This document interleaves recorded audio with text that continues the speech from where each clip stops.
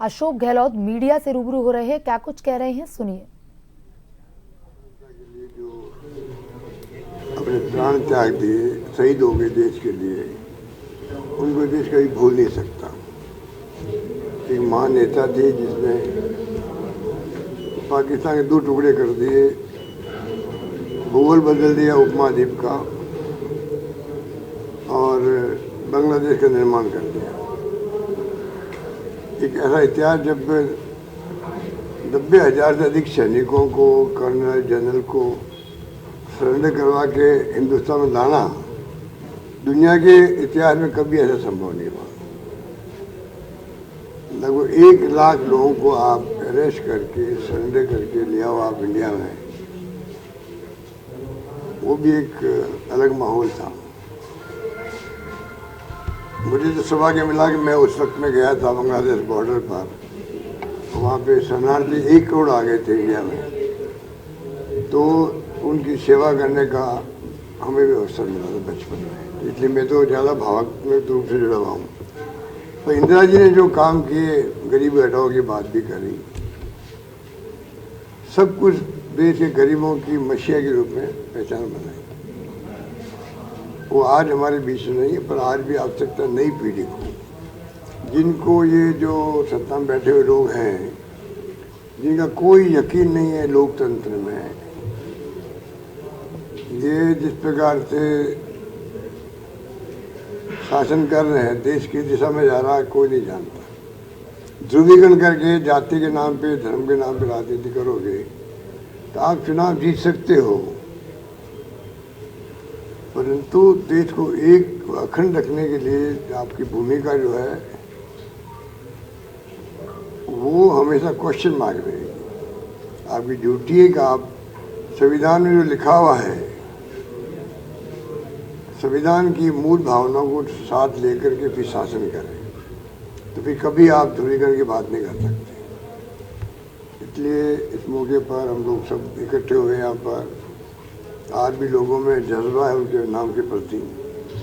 हम सब संकल्प करेंगे कि आने वाले वक्त में इंदिरा जी व जो कांग्रेस की नीतियाँ, जो सिद्धांत हैं और कार्यक्रम है, उसको हम लोग आगे बढ़ाएं, नई पीढ़ी तक पहुँचाएँ। नई पीढ़ी तक पहुँचाना आवश्यक है, क्योंकि जिस प्रकार इतिहास को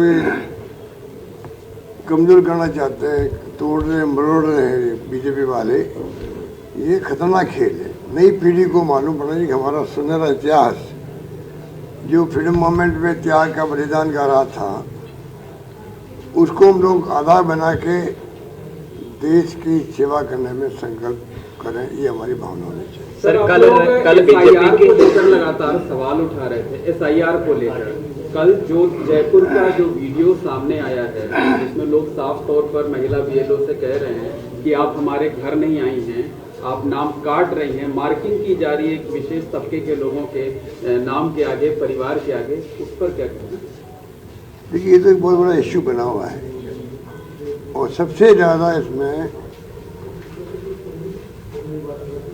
निर्वाचन आयोग जो है उसकी गलती है, उसकी गलती है। अगर ये SIR जो है तमाम देश की पॉलिटिकल पार्टियों को बुला के बात करते हैं कि हमारी मंशा ये है जो लिस्ट बने हमारी चुनाव की, इलेक्ट्रॉल बने, वो बिल्कुल ट्रांसपेरेंट हो, कोई फर्जी नाम उसमें नहीं हो और असली नाम छूटे नहीं उसके अंदर। ये हमारी मंशा है।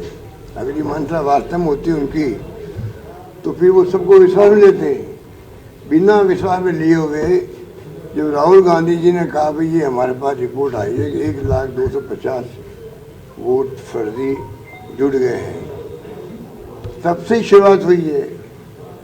राहुल गांधी जी ने इतनी मेहनत करी है, 2-3 बार प्रेस कॉन्फ्रेंस करी, बताया भाई किस प्रकार से ये फर्जी वोट जुड़ रहे, असली वोट कट रहे हैं। तो चुनाव आयोग की ड्यूटी क्या थी? सिर्फ ये थी भी आप हमें लिस्ट दे दीजिए, हम इसकी जांच करवा लें, और कुछ नहीं करना था उनको। जांच करने के बाद में 15 दिन महीने भर बाद बताते था ये हमने जांच करी है, इसमें ये बात आपने ठीक बोली है, इसमें हमने पता करें, इसमें कोई गलती नहीं है, स्पष्ट रहता। उनकी नीयत शुरू से खराब है। वो मिली भगत है बीजेपी से और सरकार से, जानबूझ के कंट्रोवर्सी पैदा कर रहे हैं, जानबूझ करके। अब ऐसा माहौल बना दे देश के अंदर कि चुनाव आयोग पे ही लोगों को संदेह होने लग गया है। और ये अगर संदेह होने लग गया है तो ये जो काम कर रहे हैं BLA और BLO, इनको तकलीफ आ रही है। जो आप बता रहे हो ये प्रॉब्लम पूरे मुल्क में रहेगी। जहाँ 12 राज्यों में चुनाव ये हो रहा है, SIR सब जगह से रिपोर्ट आ रही है, तो ये जरूरत नहीं है इसकी। अब एक आत्महत्या हो गई, पूरे देश भर में 3 हो गई, 3 सुसाइड हो गई, राजस्थान में 3 हो गई, राजस्थान, मध्य प्रदेश और दूसरी जगह। मैं भी एक कह रहा हूँ ना, 1 हो गई और सोशल मीडिया में 20 हो गए वहाँ।